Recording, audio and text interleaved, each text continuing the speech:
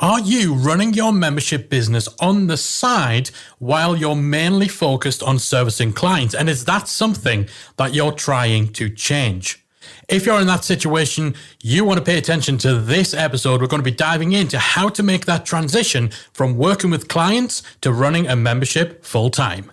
You're listening to the Membership Geeks podcast, bringing you proven practical tips and advice from the leading experts on growing a successful membership business each and every week. And now here are your hosts, Mike Morrison and Callie Willows.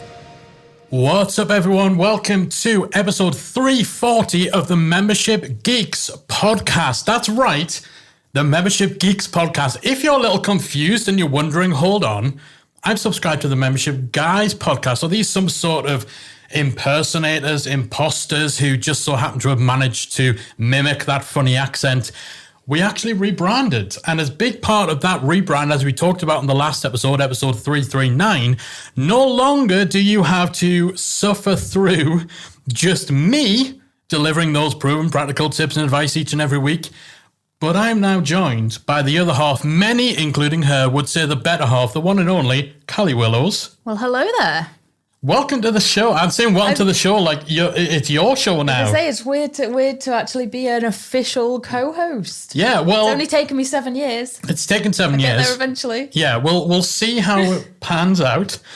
let's consider this a trial run, a probationary period, as though I've got any say in it. But yeah, we're very excited. We're really looking forward to both of us hosting the show and both of us coming and serving up a double dose of membership awesomeness every week. If you want a little bit of an insight into the recent rebrand, into the new direction, a few little changes that we're making to the podcast to make it even more fantastic, then make sure you listen to the last episode, episode 339. You'll find that at membershipgeeks.com/339. But today, we thought as the first official joint episode, we'd actually delve into a process, a journey that we've been through ourselves, and that we know that a lot of people in our audience, a lot of people in our community are either facing or they are in the midst of trying to make this change. Yeah, I think this is something that many of you who are early in your membership journey might be in a position where you're running it on the side, you're juggling it with an existing client-focused or service-focused business. Maybe you're a web designer who still builds websites, a therapist who runs a client practice, or a music teacher dealing with private students, for example. And perhaps you're feeling a little stuck or uncertain about how you might make that jump from your membership being something you just do on the side to it being the main thing you focus on. Whether that means simply changing your business focus or closing your existing business completely, it's a huge transition. So today we're going to share some tips for figuring out whether it's time to make that change, and if so, how to get the ball rolling on making your membership your full-time business. Yeah, and as we mentioned, that's actually a journey that we've been through ourselves. We ran an agency working with clients one-on-one for several years, and we started the Membership Academy with the intention of it being a small part of our business. But we very quickly realized just a few months in that we actually wanted this to become our main focus for our entire business, to be centered around our membership. And as a result, we totally pivoted our company to take the membership from being a side thing to being our full-time focus. So we've been there, we've gone through this journey. And really, I think our first bit of advice would be that if you're trying to make this transition, you need to start by treating your membership as if it were a client. By this, we're mainly talking about how much time you dedicate to working on it, and specifically your mindset around what that time is. So it's not just something that you fit in. It's not just something you squeeze in when you've got time. You're actually wanting to block out time from your calendar where you will only work on your membership, in the same way that you would if you were working on a client project, where you might dedicate an afternoon in your diary to that client, to that project. Do the same thing for your membership project, almost as though you're building it for somebody else. And during that time, you are unavailable to work on anything else, the same as you would be if you were doing client work. That's non-negotiable. That time is locked in. That time cannot be bumped to the bottom of the list. You're acting as though this is something that someone else is paying you good money to work on. Far too often when we're working on our own projects and trying to fit them in around the main activities of your business, those projects slip down the priority list pretty quickly, and they only get attention when all of the other important stuff is done. So your first step for readying yourself for that transition from side gig to first time focus is changing your mindset and your habits on this front. Prioritize your membership as though it were a client. Block out dedicated time to work on it that cannot be messed with, and make sure you use that time effectively. Yes, start with 1 or 2 hours per day, or even one dedicated day per week, maybe 2 afternoons a week, whatever works for you. Whatever you choose, get consistent with it. And once you've built that habit and you know you're putting in regular dedicated time to the project, you'll want to start doing the math and looking at how much money you're making from that time spent on your membership versus how much you're making from the time spent on clients. If you're being paid per hour or per project for the work you do, you'll find that the revenue generated from the time spent on clients never really goes up. If you bill at $100 an hour and you spend 30 hours a week on billable client work, then that time makes $3,000 a week. Unless you work more or put your rates up, that's not really going to change. However, with your membership, because it's one-to-many and because it's recurring revenue, you should see the money you make going up and up and up with the more time you spend on it, presuming that some of that time is being spent on bringing in new members. So keeping on top of how much you're getting financially out of your dedicated time you're spending on your membership is important. From there are a few different ways to decide on when to start making the move to full-time. Yeah. First way of doing it is simply pulling the trigger and just jumping right into it. If your membership is growing extremely fast, or if you have a big safety net, so savings, for example, and you've already proven your idea, you've validated that it's solid, you're supremely confident that you're just going to absolutely smash it if you go all in on your membership, then that is absolutely an option. Reid Hoffman, the guy who founded LinkedIn, said that entrepreneurship is a little bit like jumping off a cliff and building a plane on the way down. So you could decide to make that leap with your membership. Now, obviously, this is the riskiest approach, but the potential rewards from being able to focus solely on your membership could be greater.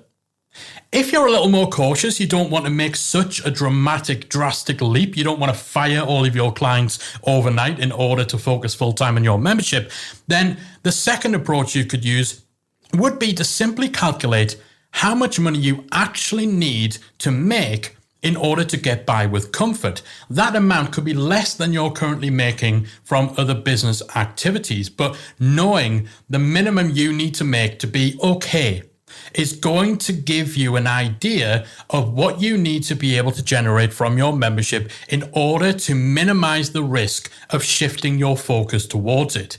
Now, you might make some cuts here and there. Perhaps that means foregoing a few little luxuries here or there, deciding not to put money into your savings for the next 6 months, or skipping the family holiday this year.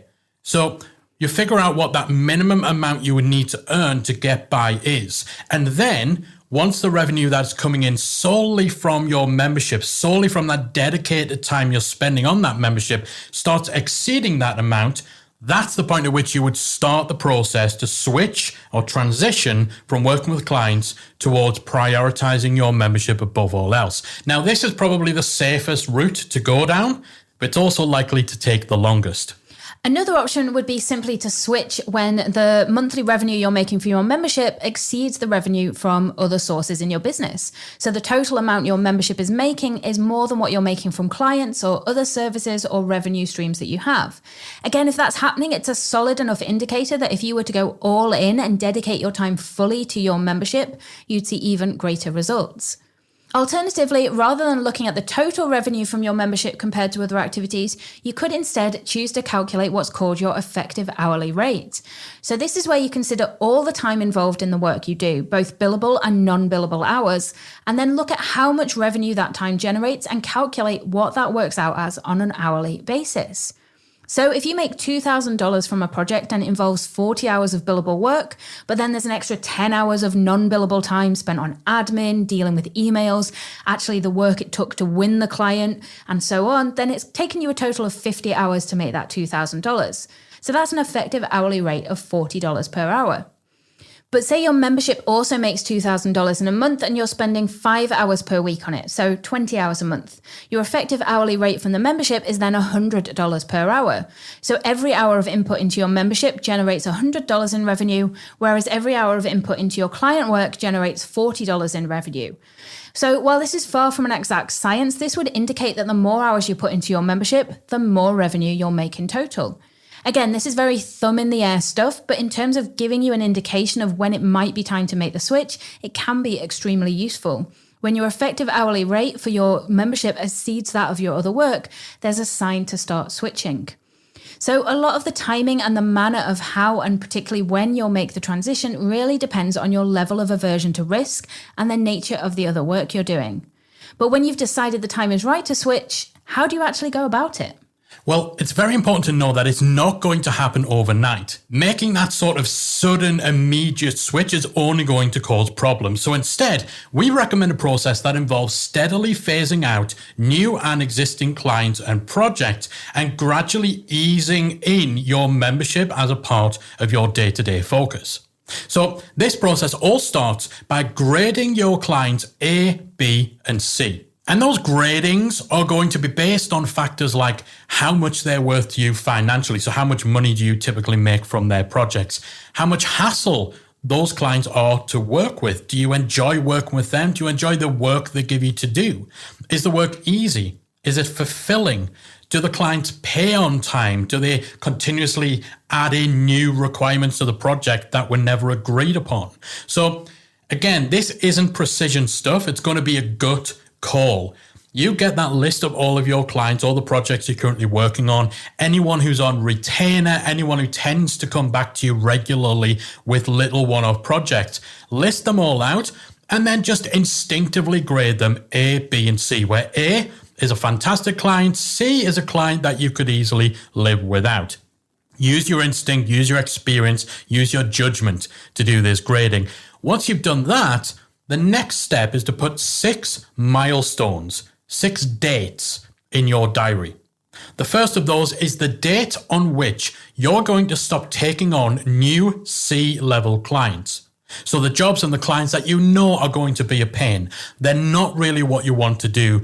But at the minute you do them anyway because we've all got bills to pay. And I'm sure everyone takes on projects and clients like that, right? We certainly took on plenty of those during our time. So that's your first milestone. After this date, you will no longer take on any new clients or projects that fit into that C-level profile. Then your next milestone is the date that you will stop working with all existing C-level clients. So you've already stopped taking on new C-level clients, but you're probably in the process of wrapping up some existing ones. So you'll wrap those projects up, you'll cancel any retainers or recurring work from them, you'll let them know that you won't be able to work with them in the future. Again, you can be clear about why this is. You don't need to be vague, you don't need to make it a personal thing, you can just let them know that you're shifting focus in your business and that beyond this specific date, you'll no longer be able to work with them. Milestone 3 is the date you stop taking on any new B-level clients. So you see the pattern here, right? It's fairly straightforward. The fourth milestone is when you stop working with all existing B-level clients. Then, of course, your fifth milestone is the date that you will stop taking on new A-level clients.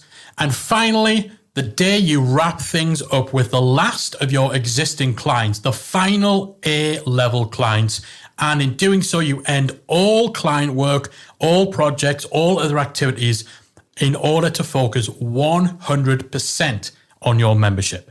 This is a great way to make the transition as smooth as possible. By eliminating those types of clients or projects that take up more time than they should, that aren't as enjoyable and so on, you're ensuring that the reduced time you spend working with clients during the transition is time better spent and time that will have a better return. And of course, after each milestone, you'd be increasing the time you spend on your membership. We also recommend reviewing the financial situation when each milestone comes around too. How is the balance in revenue looking? When it comes to money made from your membership versus money made elsewhere, whether total revenue or effective hourly rate, is it growing as expected? Are there any surprise changes? You might even consider putting a financial target on each of these milestones. So make the first 2 your C-level clients set in stone, add those specific dates to your diary, but then only commit to the next 2 milestones, your B-level clients, once you've hit a specific amount of revenue coming in from your membership or have a certain number of members. Keep in mind that you might need to take some risks along the way as well. You might need to experience some short-term hardship to clear the path for your longer-term success. Absolutely. For us, when we switched from working with clients to going all in on our membership, and we went through this process of transitioning things out, the risk that Callie just mentioned there actually materialized in the form of us having to hand back deposits for projects that were meant to have started way before those milestones that we've discussed. But the clients had delayed those projects from starting to the point where it was actually now setting us back. It was causing us to consider, okay, do we need to push these milestones back? Do we need to move those dates in our diary? We just didn't know when those projects would actually start. So we could have been stuck in this rut of continuously pushing back and holding off on those milestones and not being able to transition towards focusing on the membership.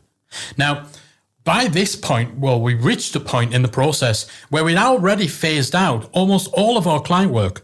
We were at the stage where our final step was winding down existing A-level clients, but we had one project in particular, which was probably more of a B-level project, maybe even creeping into a C-level project that was supposed to have started several months earlier.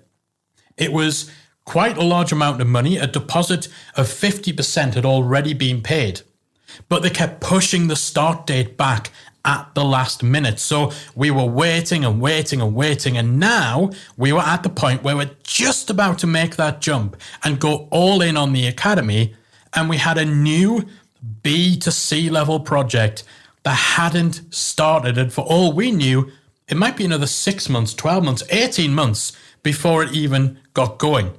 And then, of course, more time for us to actually complete it. So we had a decision to make. We either try to juggle things and go into this new journey of being 100% focused on the membership with this massive question mark about whether or not we'll reach a point where we need to refocus on client work, or we simply scrap things, we cancel things. So we gave the deposit back. Now, this was a significant sum, especially at the time. It was high 5 figures, which was a lot of money for us to hand back at that point in time, at that stage in our journey. But we knew that we had to take that risk, because if we didn't, we'd never have that clear runway to make sure that our membership actually took off. The easiest and the safest thing to do would have been to keep the money and then just wait to find out when the project would actually start and find a way of getting it done. Not only would we avoid the difficult conversation with our client, not only would we hang on to money that we actually needed, but also we'd get another chunk of cash once our project was done. But we knew that that would have held us back in the long run. It would have delayed that process we've talked about for transitioning from client to membership. And that was not something we were prepared to do. We were willing to take that risk in order to ensure that didn't happen. Yeah, it was definitely a scary leap to make, but definitely worth the risk in the long run. And you might need to make similar uncomfortable calls, similar risks. A lot of it comes down to how confident you are in backing yourself.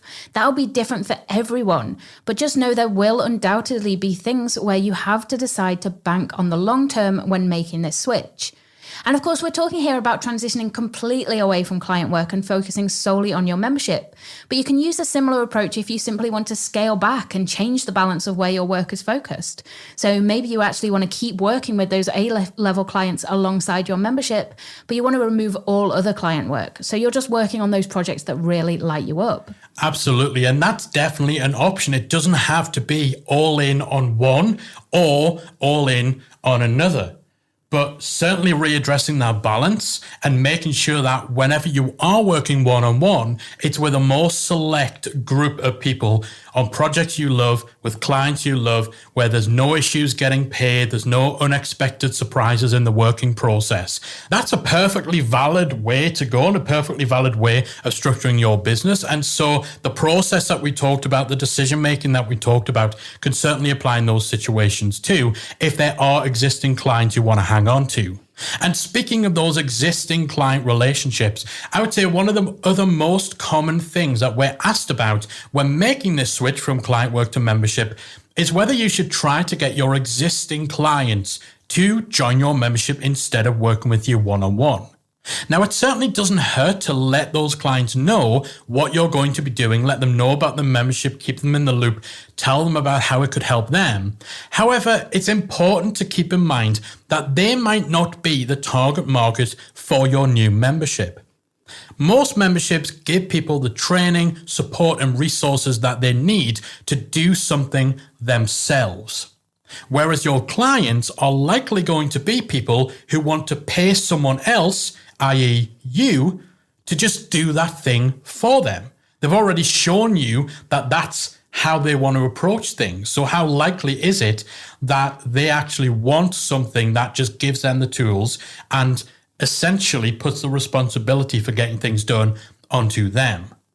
Again, this doesn't mean that they won't join your membership, but it is something to keep in mind to avoid disappointment on your part if you're counting on your existing client base as essentially what will seed and get your membership started in those early days.